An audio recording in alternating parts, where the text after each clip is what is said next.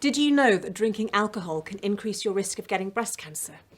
Or do you feel guilty like I did when I remembered how much I used to drink at medical school? Are you confused about whether you should be drinking at all after you've had breast cancer treatment? Today, I'm going to go through all the evidence there is so far and hopefully put your mind at ease so you can still enjoy a drink when you want to have one. I'm Dr. Liz O'Riordan. I'm a breast surgeon who's had breast cancer 3 times, and I'm the author of The Complete Guide to Breast Cancer. I do the research so you don't have to.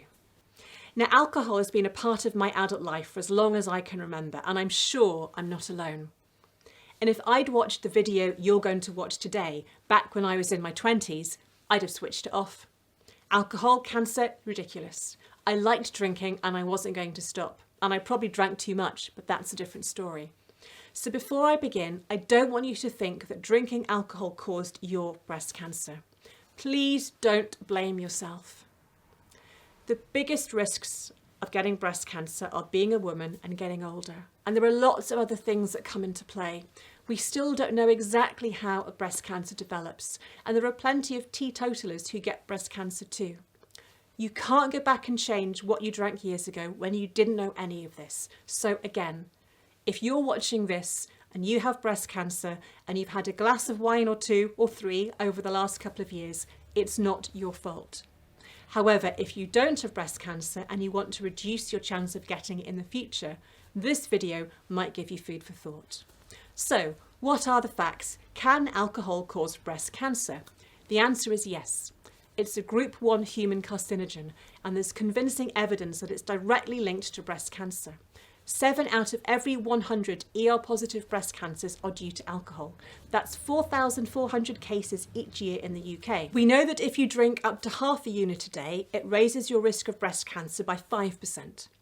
If you drink 1 unit a day, that raises your risk by 10%.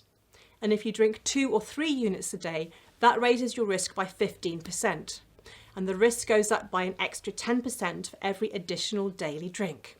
But before you panic, a 15% increase in risk does not mean you have a 15% chance of getting breast cancer. It means that your own personal risk of getting breast cancer, which depends on your age and whether you have a family history, for example, is increased by 15%. Let me give you an example so it's easier to understand. If you are 40 to 50, your risk of getting breast cancer is 1 in 65.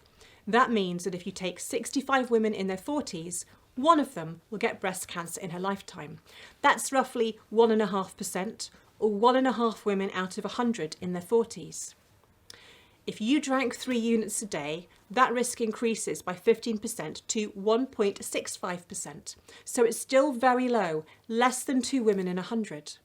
But your risk of getting breast cancer increases as you get older, which means alcohol has a greater impact on your risk as you age.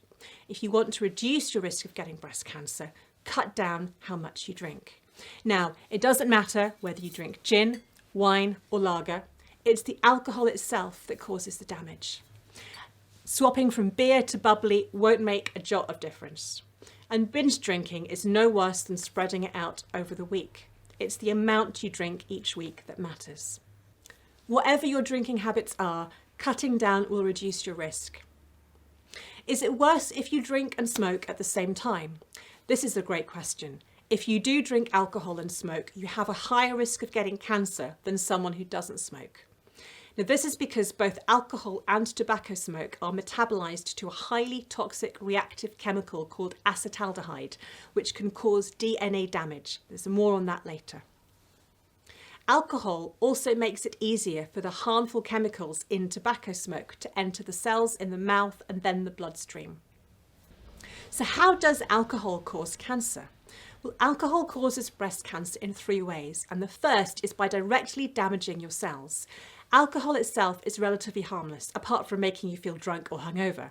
However, our bodies break it down into a highly reactive toxic chemical called acetaldehyde. That causes DNA damage and stops cells from repairing that damage. Now, acetaldehyde is converted to acetate by 3 enzymes that your cells can use as a source of energy. This means that there isn't time for it to build up and cause cellular damage.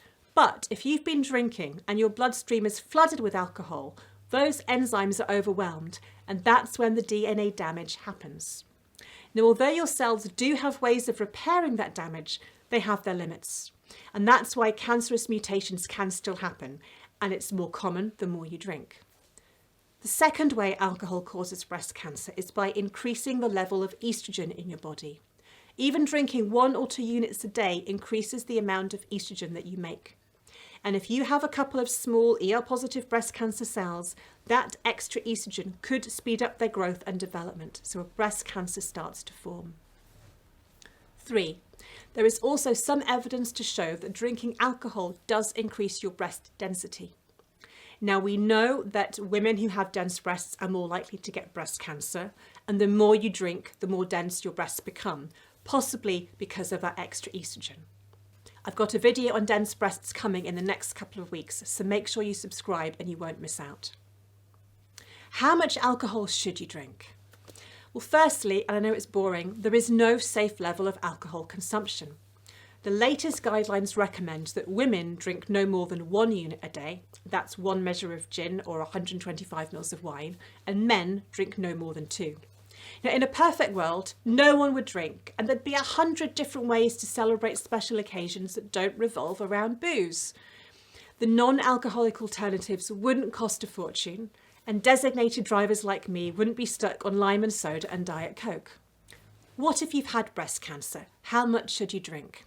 Now, I'm currently looking at all the evidence at the moment for a future video, but these are the facts as we know it. I used to say that you shouldn't drink more than 5 units a week after a breast cancer diagnosis, based on some of the trials out there that showed it increased the risk of recurrence. But there's a new evidence to show that alcohol might not have an impact on your breast cancer outcome. But if you have an ER-positive breast cancer like me, it probably does make sense to cut back.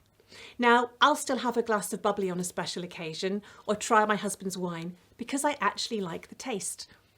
But I never have more because the hot flushes and night sweats just aren't worth it. And the few hangovers I have take me straight back to chemo. I try to fake it till I make it on the dance floor, which is easier said than done, but I do feel much better for it. We can't be perfect all of the time. And there will be people who drank a lot after breast cancer treatment and never died from it, whilst others didn't touch a drop and still got a recurrence, because there's so much we still don't know.